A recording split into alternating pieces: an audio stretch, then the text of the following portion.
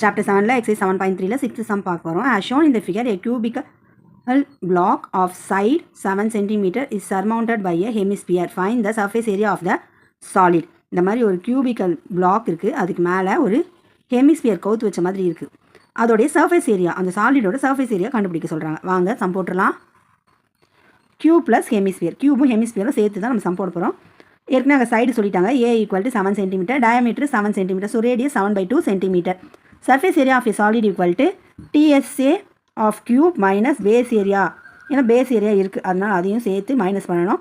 Plus curved surface area of hemisphere. 6a square minus 5r square plus 2πr square units. 6 into a ஓட value 7. So 7 into 7 minus 22/7 into 7/2 into 7/2 plus 2 into 22/7, 7/2 into 7/2.